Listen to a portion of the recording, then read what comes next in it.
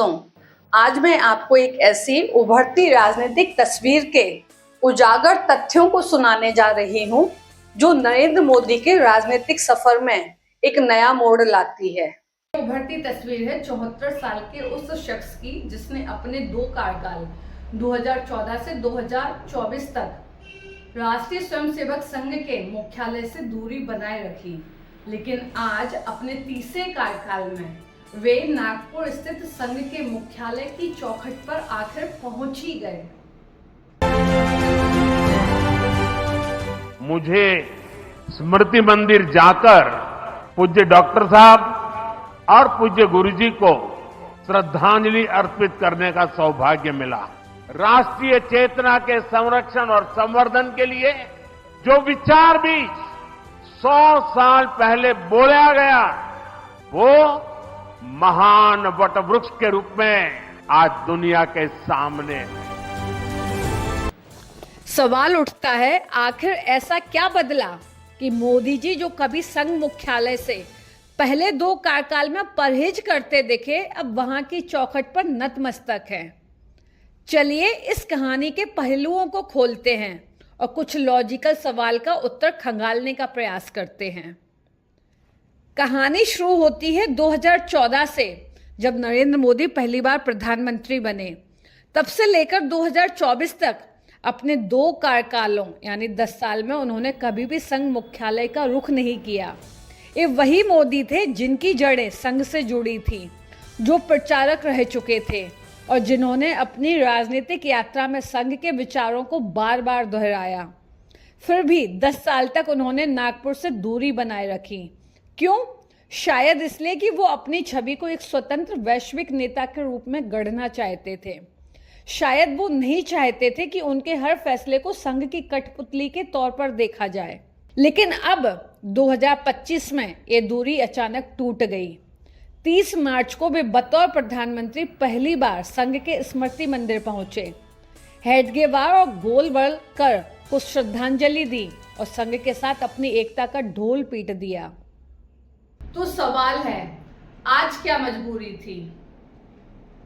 पहला सवाल, क्या लोकसभा चुनाव 2024 में भाजपा को मिले सबक का नतीजा है? दोस्तों, 400 पार का नारा लगाने वाली भाजपा महज 240 पर सिमट गई। मोदी को गठबंधन की ऐसी बैसाखियां थामनी पड़ी जो आज वक्फ बोर्ड बिल के बीच रोड़ा बन खड़ी है। कहा गया कि संघ ने 2024 लोकसभा चुनाव के वक्त अपने स्वयंसेवकों को ढीला छोड़ दिया था, क्योंकि जेपी नड्डा के उस बयान ने उन्हें नाराज कर दिया था कि बीजेपी को अब संघ की जरूरत नहीं। नतीजा, 400 पार तो दूर की बात, अपने बलबूते सरकार बनाने की भी हैसियत नहीं रही। लेकिन हरियाणा और महाराष्ट्र में संघ की वापसी के बाद भाजपा फिर जीती। क्या यह विजिट संघ को मनाने की कोशिश है? क्या 74 साल के मोदी अब समझ गए हैं कि उनकी चमक संघ के बिना फीकी पड़ रही है? क्या यह विजिट? दूसरा सवाल, उम्र और मार्गदर्शन मंडल का दबाव है। मोदी शाह का अघोषित नियम है 75 साल की उम्र के बाद सक्रिय राजनीति से संन्यास। आडवाणी और जोशी के साथ सुमित्रा महाजन इसकी गवाह हैं। मोदी 2026 में 75 के हो जाएंगे। क्या वो इस नियम को तोड़ना चाहते हैं या फिर संघ से कोई नया फार्मूला तय कराना चाहते हैं? अगर वो रुकते हैं तो क्या ये मार्गदर्शन मंडल का अंत होगा? और अगर जाते हैं तो उनका उत्तराधिकारी कौन? क्या ये विजिट उस सवाल का जवाब ढूंढने की कवायद है? तीसरा सवाल, क्या योगी का भविष्य तय करना है? भाजपा का केंद्रीय नेतृत्व योगी आदित्यनाथ को हटाना चाहता है, लेकिन संघ उनकी कुर्सी बचा रहा है। क्या 74 साल के मोदी 75 से पहले योगी को हटाने के लिए संघ को मनाने गए, या फिर संघ कहेगा बस अब योगी रहेंगे? ये विजिट क्या योगी के भविष्य पर फैसले की भूमिका है? चौथा सवाल, क्या भाजपा का राष्ट्रीय अध्यक्ष कारण है? जेपी नड्डा का कार्यकाल खत्म हुए 1 साल से अधिक का वक्त बीत गया। भाजपा को अभी तक नया अध्यक्ष नहीं मिला। क्या संघ और मोदी अमित शाह के बीच नामों पर ठन गई है? क्या ये विजिट उस गतिरोध को तोड़ने की कोशिश है?